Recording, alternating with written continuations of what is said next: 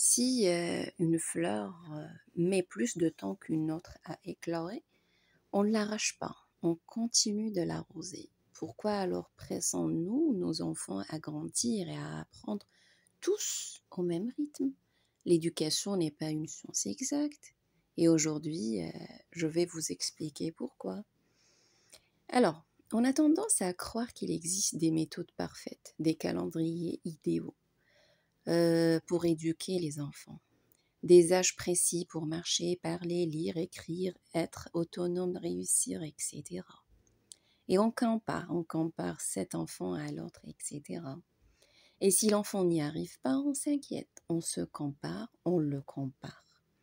Mais la vérité, c'est que l'éducation n'est pas une science exacte. Chaque enfant est un monde, chaque enfant est un rythme. Oui. Alors, regardez autour de vous. Certains bébés marchent à 10 mois, d'autres à 18. Certains enfants apprennent à lire avant le CP, d'autres à la fin du CE1. Certains adolescents sont très matures émotionnellement, d'autres ont besoin de plus de temps. Et pourtant, ils finissent tous par marcher, par lire, par comprendre, mais à leur manière et à leur rythme. Le problème, ce n'est pas leur rythme, le problème, c'est notre impatience et nos comparaisons, c'est ça. Et c'est ça qui fait l'effet aussi des enfants plus retirés, des enfants plus nerveux, des enfants inquiets, etc. Quand un enfant sent qu'on le compare, qu'on le juge en retard, il peut se refermer sur lui-même. Il peut développer une peur de l'échec, une perte de confiance. Et vous savez quoi?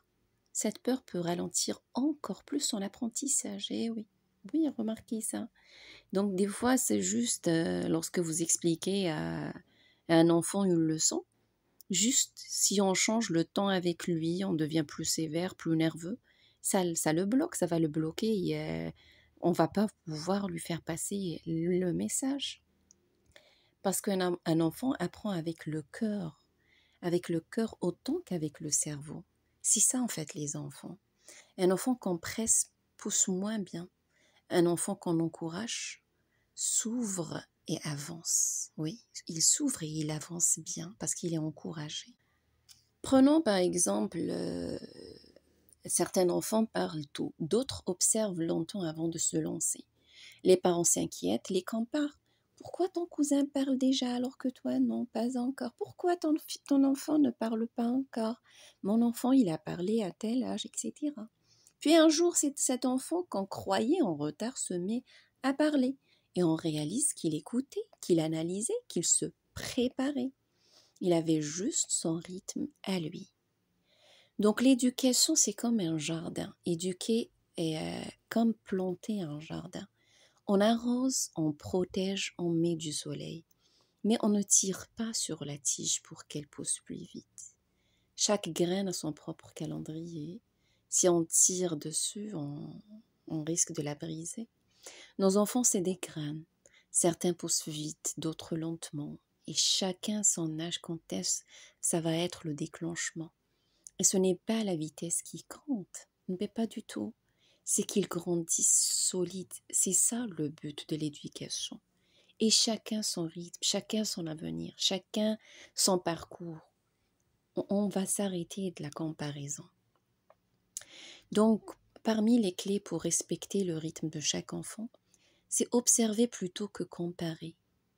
Comprendre ses forces et ses besoins. On doit être observateur pour comprendre cet enfant. Qu'est-ce qui fait, qu'est-ce qui va l'aider pour avancer? Qu'est-ce qu'on peut faire? Qu'est-ce qu'on doit changer? C'est nous qu'on doit changer, c'est nous qu'on doit faire l'effort. Pas demander à l'enfant de le faire. Encourager plutôt que presser. Mettre en avant ses progrès, même petits.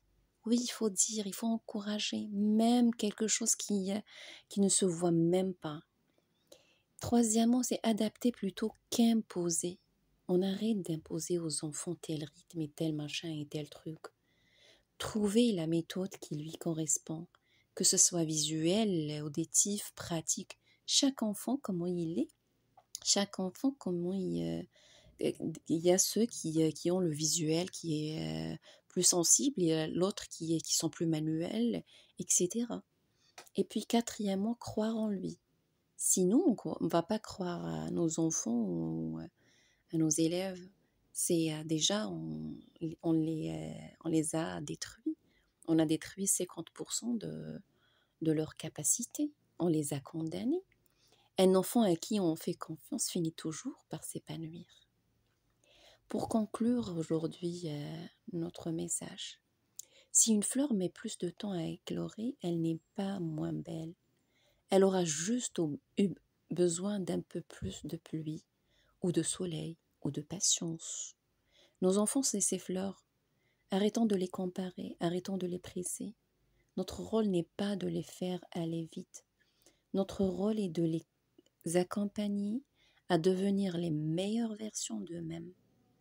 Et surtout qu'ils soient équilibrés. Parce qu'un enfant qu'on respecte, qu'on valorise et qu'on aime, avance toujours plus loin. Très bien. Donc le but éducatif est clair. Déculpabiliser les parents et les enseignants, apaiser les inquiétudes sur le retard d'un enfant, donner des clés concrètes pour accompagner plutôt que comparer, et rappeler que chaque enfant a son propre rythme et que c'est une richesse.